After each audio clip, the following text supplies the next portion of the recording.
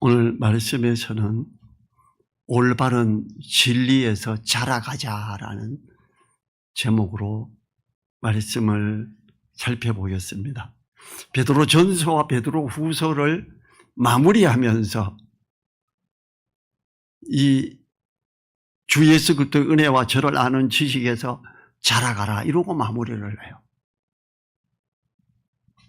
주님을 아는 지식에서 성장해 가는 것. 이거는 사도 바울을 통해서도 하나님이 간절하게 요청했던 부분이고 지금 이 수제자 베드로를 통해서도 이 부분을 강조하고 있는 거지요. 이 베드로는 베드로 전서와 후서를 통해 진리 안에서 자라가야 함을 기록하고 있어요. 이 노사도 이제 주님께로 가야 될 날이 얼마 남지 않았고 이제 곧 처형이 될 이 베드로는 자기가 순교당할 것을 아는 상태에서 전서와 후서를 기록하는 이유가 진실된 마음을 깨우는 것이라고 합니다. 베드로후서 3장 1절에서 사랑하는 자들아 내가 이제 이 둘째 편지를 너희에게 쓰노니 이 둘로 너희 진실한 마음을 일깨워 생각나게 하여. 진리의 말씀 안에서 옳은 걸 알아가고 깨어 있도록 그걸 위해서 이렇게 기도하며 간절한 마음으로 쓰고 있는 거예요. 이제 3장 후반부에서 주님의 다시 오심에 대한 걸 명확하게 말합니다. 그리고 그때 상황이 어떨 것을 말하지요. 8절에서 사랑하는 자들아 주께는 하루가 천년 같고 천년이 하루 같은 이 한 가지를 잊지 말라 그래요. 하나님은 천년이 하루 같으며 하루가 천년과 같다고 합니다. 그리고 이 사실을 잊지 말아야 한다고 합니다. 주님의 재림과 관련되어서는 상당히 중요한 내용이기 때문에 잊지 말아야 한다고 하지요. 시편 말씀을 인용한 거예요. 시편 90편 4절에서 주의 목전에는 천년이 지나간 어제 같으며 밤의 한 경점 같을 뿐이니이다 이래요. 주님의 재림의 시간이 사람의 시간 개념으로 이해할 수 있는 것이 아님을 시사하기 위해 시편 말씀을 인용한 것이지요. 천년이 지연된다 하더라도 영원에 비추어 볼 때 이는 단 하루에 불과하다고 볼 수 있습니다. 반대로 하루라는 시간에도 천년의 시간에 필요한 일들을 문제없이 하실 수 있기 때문에 하루는 천년과 같다고 할 수 있어요. 이 시편에서는 하나님의 영원과 사람의 짧은 인생을 대조시켰고 본구절에서는 하나님의 영원한 그 영혼과 사람의 시간사고에 대한 조급함을 대조시켰지요. 이 말씀 때문에요. 창세기를 뭐라고 하면 창세기에 창조가 며칠 만에 이루어졌지요? 6일 만에 이루어졌죠. 7일째는 쉬었죠. 이 말씀 인용해서 천년이 하루 같고 하루가 천년 같기 때문에 천지 창조는 6천년에 된 거야. 이렇게 말하는 목사들도 있어요. 참 엉뚱하죠. 갑자기 이걸 끌어서 창세기 1장으로 가버려요. 1장 2장으로. 이건 너무 엉터리 같은 일. 천지 창조에서 하루는 아침이 되고 저녁이 되니 그래. 하루예요. 천년이 아니에요. 지금 여기에서 천년이 하루 같아. 이것은 우리가 천년 동안 2000년이 지나도록 3000년이 지나도록 주님이 안 오시네 이러고 있을 때 하나님 보시기에 이것은 이틀이나 3일 같아라는 거죠. 9절 상반절에 주의 약속은 어떤 이에 더디다고 생각하는 것 같이 더딘 것이 아니라 오직 너희를 대하여 오래 참으사 그래. 주님의 재림이 당대에 일어날 것으로 생각했던 초대교회 성도들이었습니다. 주님의 재림이 자신들의 생각처럼 빨리 일어나지 않음을 인해 재림이 없다고 주장하는 거짓 교사들의 주장으로 마음이 기울고 있는 자들이 있었습니다. 거짓 교사들은 주님의 오심이 당시 사람들의 생각처럼 빨리 일어나지 않고 있으므로 자기의 정욕을 인하여 재림이 없다고 하기까지에 이르고 있지요. 베드로후서 3장 3절 4절 같이 읽어볼까요? 3장 3절 4절 같이요. 먼저 이것을 알지니 말세에 기롱하는 자들이 와서 자기의 정욕을 쫓아 행하며 기롱하여 가로되 주의 강림하신다는 약속이 어디 있느냐? 조상들이 잔누부터 만물이 처음 창조할 때와 같이 그냥 있다 하니, 이 사람들은 자신들의 탐심을 인하여 지어내는 말로 사람들을 미혹하기 시작했던 거지요. 베드로후서 2장 3절에서 이렇게 말하죠. 저희가 탐심을 인하여 지은 말을 가지고 너희로 일을 삼으니 저희 심판은 옛적부터 지체하지 아니하며 저희 멸망은 자지 아니하느니라. 그래. 이 우리나라에서 하나님이 이렇게 말씀하신다 이러면서 자기들의 지어낸 말로 엉뚱한 걸 말하는 사람이 많아요. 이 가산 디지털 쪽에 있는 그 이단 목사도 자기가 보십시오. 주님이 이렇게 우리 가운데 영광 가운데 임하게 합니다. 자기네 목사 등할 때 여자 전도사가 그래요. 그리고 그 목사 위로 빛을 하나 이렇게 빛나게 해요. 반사되는 빛이. 할렐루야. 그 사람이 대언을 하는 자래요. 그 여자 전도사가 하나님의 음성을 듣고 전달한대요. 참 그 탐심을 인하여 지은 말을 가지고 일을 삼는 사람들 기가 막히죠. 심판은 옛적부터 지체하지 않으면 저희 멸망은 자제 아니하느니라. 그런데 잘못하면 미혹돼 가기 쉽습니다. 미혹되지 말아야 합니다. 정욕을 쫓아 행함으로 주님의 오심이 없는 것이라고 주장하는 사람들은 말씀을 자기 마음대로 끼워 맞추어 해석함으로 탄심을 채우는 데 이용했습니다. 또 주님이 언제 금방 오신다고 이걸 탐심을 가지고 이용해서 했던 사람, 다미성교회 이장림 목사죠. 주님 오심을 억지로 해석해서 탐심을 채웠지요. 엄청 채웠지요. 이제 주님 오심이 10월 28일 날 오시는데 뭐하냐? 하나님 앞에 주님 오시는데 우리가 뭐가 필요해? 집이 뭐가 필요하고 재산이 뭐가 필요해? 집 팔아가지고 내고 다 했어요. 엄청 많은 사람들이. 자기는 그걸 자기 통장으로 집어넣고, 그때 이장님이가 감옥에 있었지요. 고발당하고. 주님이 10월 28일 오시는데 남들은 주님 맞이한다고 그 교회에 오고 난리가 나서 저는 그때 카메라 들고 그 교회 촬영하러 갔어요. 그 상황 보려고. 그런데 이 사람은 감옥에서 누워 자요. 주님 오신다는데 나는 지금 휴가 안 당해. 나는 나머지 사람들을 챙겨야 돼서. 그리고 돈은 자기가 관리해야 된대요. 얼마나 탐심이 지독한지.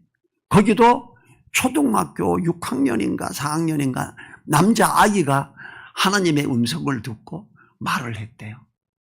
자기가 아니고 아이를 핑계대지요.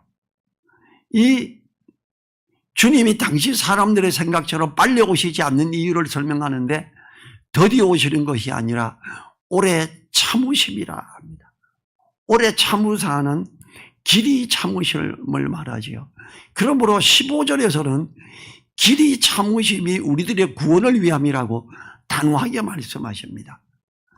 3장 15절에서 또 우리 주의 오래 참으심이 구원이 될 줄로 여기라. 우리 사랑하는 형제 바울도 그 받은 지혜대로 너희에게 이같이 썼고 그래요. 바울 사도의 기록한 말씀을 인용하여 길이 참으시는 하나님의 은혜를 설명하고 있는 베드로입니다. 하나님은 모든 사람이 구원받기를 원하심으로 오래 참으시는 분이십니다. 하나님의 오래 참으심으로 주님의 오심이 늦어지는 것은 세상을 사랑하시는 하나님의 은혜이지요. 9절 하반절에 아무도 멸망치 않고 다 회개하게 이르기를 원하시느니라. 오래 참으사. 하나님은 아무도 멸망하기를 원치 않으십니다. 그렇기 때문에 오래 참으시고 기다리시는 하나님입니다. 이 에스겔서 18장 23절에서요. 나 주 여호와가 말하노라. 내가 어찌 악인의 죽는 것을 조금인들 기뻐하랴. 그가 돌이켜 그 길에서 떠나서 사는 것을 어찌 기뻐하지 아니하겠느냐 그래. 오래 참으시고 기다리시는 하나님은 기뻐하심으로 기다리시는 하나님이십니다. 멸망받을 사람들을 향하여 오래 참으시고 관용하시는 하나님의 사랑은 우리들이 복음을 전함으로 실행되는 것입니다. 오래 참으시는 하나님의 사랑을 기억해야지요. 10절 같이 읽어보지요. 10절. 그러나 주의 날이 도적같이 오리니 그날에는 하늘이 큰 소리로 떠나가고 체질이 뜨거운 불에 풀어지고 땅과 그 중에 있는 모든 일이 드러나리로다. 주의 날이 도적같이 오리니는 주의 오래 참으심만으로 생각하고 안일에 빠져 있으려는 사람들을 염두에 둔 노사도의 도적같이 임하실 것을 표현하며 깨어 있어야 함을 말합니다. 도적같이 임하시는 주님의 재림에 대해서는 주님께서도 언급하셨고 사도 바울도 그랬습니다. 마태복음 24장 43절에서 너희가 알지 못함이니라. 너희도 아는 바와 같이 만일 집주인이 도적이 어느 경점에 올 줄 알았다면 깨어있어 그 집을 뚫지 못하게 하였으리라. 주님이 밤에 도적처럼 오신다는 거예요. 또 데살로니가전서 5장 2절에서 주의 날이 밤에 도적같이 이룰 줄을 너희 자신이 자세히 알미라. 4절에서 형제들아 너희는 어두움에 있지 아니하며 그날이 도적같이 너희에게 임하지 못하리니 그래요. 깨어있으라는 권면은 주님과 사도들 모두 강조하는 부분입니다. 깨어있는 성도에게 주님의 오심은 도적같이 임하시지 않기 때문이죠. 하늘이 큰 소리로 떠나가고 체질이 뜨거운 불에 풀어지고 그래요. 우주적 대격변으로 큰 소리와 함께 하늘이 떠나감을 말합니다. 요한계시록 6장 13절 14절에서 하늘의 별들이 무화과 나무가 대풍에 흔들려 선 과일이 떨어지는 것 같이 땅에 떨어지며 별들이 떨어진대요. 폭풍이 불고 우박이 오고 이럴 때 나무 열매들이 아직 파랗지만 막 떨어지죠. 그렇게 별들이 떨어지고 하늘은 종이축이 말리는 것 같이 떠나가고 각 산과 성이 제자리에서 옮기오매 그래요. 하늘이 종이축이 말리는 것 같이 떠나가고 그래요. 새하늘과 새 땅이 열리게 되는 거예요. 또한 모든 체질이 뜨거운 불에 풀어진다고 합니다. 세상을 구성하는 모든 물질이 불에 타면서 해체됨을 말합니다. 이러한 천지 만물의 대변혁은 이 세상을 창조하신 분의 능력으로 가능한 것이며 주님의 재림과 종말의 대심판이 장엄하게 전개될 것을 보여주는 겁니다. 그리고 땅과 그 중에 모든 일이 드러나리로다 하는 모든 것이 풀어지고 드러남으로 숨길 수 있는 것이 아무것도 없음을 말합니다. 주님의 오심은 이렇습니다. 절대로 사람들이 모르게 오시지 않지요. 얼마나 많은 사람들이 자기가 주님이라고 그래요. 그냥 엄마 뱃속에서 태어나놓고 주님은 그렇게 안 태어나죠. 어른의 모습으로 오죠. 11절 12절에서 이 모든 것이 이렇게 풀어지리니 너희가 어떠한 사람이 되어야 마땅하뇨? 거룩한 행실과 경건함으로 하나님의 날이 임하기를 바라보고 간절히 사모하라. 그날에 하늘이 불에 타서 풀어지고 체질이 뜨거운 불에 녹아지려니와. 불로 하늘이 시간 껴서 종이를 감아가듯이 없어진대요. 재림의 때에 하늘과 땅이 모두 풀어지고 모든 것이 드러나게 되므로 성도가 어떠한 모습으로 있어야 마땅한지 강하게 권면합니다. 노 사도가 이렇게 강조하는 것은 당시 거짓 교사들이 주님의 오심이 없으므로 방탕에 방임하여 이 세상으로부터 오는 정욕적인 것들로 채우고 있기 때문입니다. 베드로후서 2장 10절이 이렇게 말해요. 육체를 따라 더러운 정욕 가운데 행하며 주관하는 일을 멸시하는 자들에게 특별히 형벌하실 줄을 아시느니라. 이들은 담대하고 고집하여 떨지 않고 영광 있는 자를 해방하거니와. 그래요. 이런 자들을 이 향한 도전의 말씀이죠. 하늘이 불에 타서 풀어지고 체질이 뜨거운 불에 녹아진다고 합니다. 체질은 공기, 흙, 불, 물을 지칭하는 거예요. 모든 것이 녹아지고 하늘에 있는 해와 달과 별도 모두 풀어진다고 합니다. 하늘이 불에 탄대요. 핵폭탄으로 이게 될까요? 훨씬 더 큰 걸로 될 것 같아요. 주님의 재림의 날이 전 우주적 심판의 날임을 알게 하는 말씀입니다. 핵폭탄 가지고는 지구만 없어져요. 하나님은 전 우주를 새로 깔아버리시겠대요. 이 심판이 어떤 이들이 말하는 것처럼 핵폭탄으로 되는 것이 아니라 하나님의 전능하심으로 모든 것을 심판하심이지요. 13절 봐요. 우리는 그의 약속대로 의에 거하는 바 새하늘과 새 땅을 바라보도다. 하나님의 의가 이루어지는 새하늘과 새 땅을 바라본다고 합니다. 성도가 하나님의 의를 바라봄으로 경건함에 거해야 합니다. 그러나 이 땅에서는 완전한 하나님의 의가 이루어지지는 않습니다. 새하늘과 새 땅에서 하나님의 의가 완전히 이루어지기 때문입니다.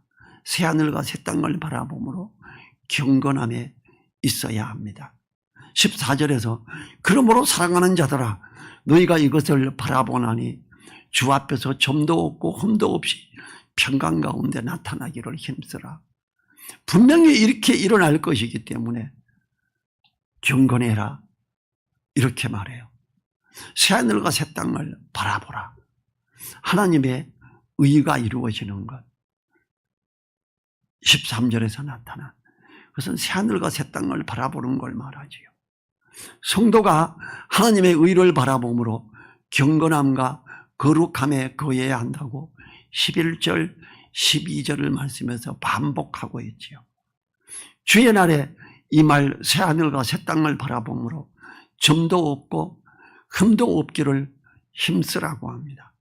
성도가 주님의 오심과 말씀을 제대로 알 때 신의 성품에 들어감으로 경건한 모습을 유지할 수 있게 되지요. 15절 건너뛰고 16절 봅니다. 또 그 모든 편지에도 이런 일에 관하여 말하였으되 그 중에 알기 어려운 것이 들어있으니 무식한 자들과 굳세지 못한 자들이 다른 성경과 같이 그것도 억지로 풀다가 스스로 멸망에 이르느니라 그래요. 바울 사도의 재림의 날에 대한 권면과 기록들이 어려운 부분들이 있어서 곡해하는 사람이 있다고 합니다. 거짓 교사들에 의해서 잘못 해석되어지므로 세상의 정욕적인 것들이 머무는 사람들에 대한 경고이지요. 17절 같이 읽어요. 그러므로 사랑하는 자들아 너희가 이것을 미리 알았은즉 무법한 자들의 미혹에 이끌려 너희 굳센 데서 떨어질까 삼가라. 자, 무법한 자들이 뭐예요? 말씀을 옳게 알지 못하는 사람들의 미혹에 이끌려가지 말자 이 말이에요. 대한민국 교회의 부흥사들이 얼마나 이상한 게 많은데 너무 이상해요. 말도 안 나올 정도로 이상한 게 많은데, 그런데 미혹되어 가지 말자는 거예요. 당시나 지금이라 거짓 교사들에 의해서 세상의 것들에 이끌리는 사람들이 있었습니다. 지금 우리나라에서 문선명, 박태성, 안상홍, 어머니 하나님도 이만희, 얼마나 많은 사람들이 미혹하였는지 생각되지요. 깨어 있어야 합니다. 여기 원당역에 어떤 여자 자기가 하나님이래요. 기가 막힌 이야기죠. 18절 같이 읽지요. 마지막 곧 구주 예수 그리스도의 은혜와 저를 아는 지식에서 자라가라. 영광이 이제와 영원한 날까지 저에게 있을지어다. 자, 구주 예수 그리스도의 은혜와 저를 아는 지식에서 자라가라. 더 자라가면 뭘 알게 돼요? 주님이 어떻게 다시 오실 것에 대해서 알게 돼요. 주님이 언제 오실 걸 알게 돼요. 밤에 도적같이 오심을 알게 돼요. 주님의 사랑, 십자가의 죽으심, 부활하심, 우리에게 본을 보이심 다 좋아요. 그리스도의 은혜와 저를 아는 지식에서 자라가면요, 주님 오심에 대한 것도 제대로 알게 돼요. 저는 많은 사람들이 주님이 이제 곧 오셔, 주님이 이제 오셔 이럴 때 저는 성경에서 아무도 그걸 모른다 그랬어요. 주님도 몰랐어요. 하나님만 아시는 거예요. 우리나라에 이걸 안 되는 사람들이 얼마나 많은지 몰라요. 이렇게 계산해 보면 알잖아. 어떻게 계산해요? 그럼 성경에서 잘 계산해 보면, 지혜를 달라고 기도해라, 잘 계산해 보면 알 수 있느니라, 이렇게 써놔야죠. 모른다 그랬어요. 모르는 게 맞아요. 주님 오시는 거 몰라도 돼요. 그냥 우리가 깨어 있으면 되는 거예요. 거짓 교사들의 미혹되지 말고 우리 그리스도 예수를 알아가는 지식에서 자라가라고 합니다. 주님의 보혈로 말미암아 구원의 이름과 주님으로 인하여 들어가며 나가며 꼴을 얻음으로 새롭게 되는 걸 말하지요. 주님을 아는 지식에서 자라가라. 주님을 아는 지식, 주님의 어떠하심, 하나님 우편에 계심, 주님이 어떠한 분이신지, 사망을 이기신 주님, 공중재림을 하실 주님, 그리고 우리가 다 끌어올려가서 공중에서 주를 맞이하게 될, 우리를 맞이할 그 주님, 구름을 타고 오실 주님, 주님을 아는 지식에서 자라가야 돼요. 진리의 말씀을 옳게 알아야 탐심을 품은 거짓 교사들에게 속지 않기 때문에 주님을 아는 지식에서 자라가라고 합니다. 저는 다미성교에 그럴 때 사람들이 왜 저렇게 쏘가 넘어가지? 참, 저 쏘가 넘어가는 거 한번 사진 찍으러 가야지. 저 카메라 들고 찍으러 갔어요. 합정동 쪽이었어요. 너무 기가 막혔죠. 해외에서 기자들이 촬영하러 왔었어요. 제가 카메라 좀 고급을 들고 프로용을 들고 갔더니 기자라고 저는 막지 않고 조금 교회 입구까지 갈 수 있도록 해주더라고요. 우리는요, 베드로전서와 후서를 통해 주님께로 이제 곧 가게 되는 처형당할 노사도가 강조하는 것이 진리의 말씀을 알고 주님을 더 아는 것들로 지식적인 걸 진리 가운데 정리해서 더 잘 알아가라. 이게 얼마나 중요한가. 재림의 주님에 대한 것도 주님에서 더 알아갈 때 우리는 명백히 알아지는 귀한 자가 된다는 거지요. 그리고 그걸 가지고 미혹하는 자들에게 끌려가지 않게 된다는 것이요. 저는 쓸데없는 이야기 이렇게 하면 목회자들도 그런 말씀 막 하시는 거 아닌데 이렇게 저는 대놓고 말해버려요. 그래서 저하고 잘 만나는 성경을 좀 연구 안 되는 목사님들은 그러죠.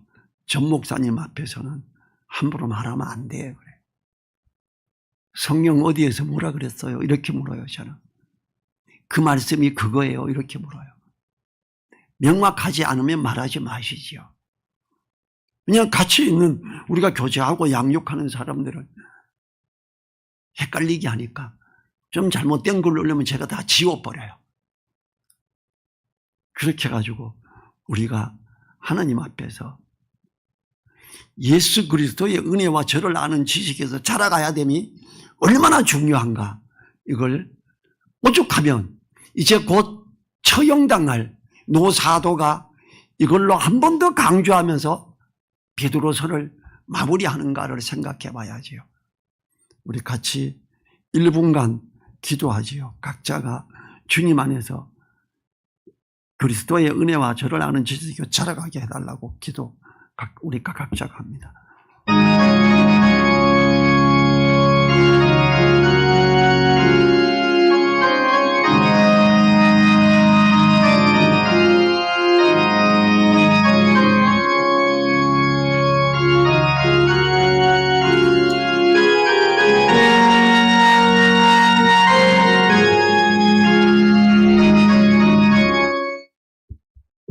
주님 감사합니다. 우리가 진리의 말씀에서 옳게 있고 깊은 걸 깨달아가며 주님의 어떠하심, 예수 그리스도의 은혜와 저를 아는 지식에서 자라감으로 영광이 이제와 영원한 날까지 우리 각자에게 있기를 간절히 의탁드리며 우리를 사랑하시는 예수님 이름으로 기도했습니다. 아멘. 주기도문으로 마치지요. 하늘에 계신 우리 아버지여, 이름이 거룩히 여김을 받으시오며 나라에 임하옵시며 뜻이 하늘에서 이룬 것 같이 땅에서도 이루어지이다. 오늘날 우리에게 일용할 양식을 주옵시고 우리가 우리에게 죄 지은 자를 사하여 준 것 같이 우리 죄를 사하여 주옵시고 우리를 시험에 들게 하지 마옵시고 다만 악에서 구하옵소서. 나라와 권세와 영광이 아버지께 영원히 있사옵나이다. 아멘.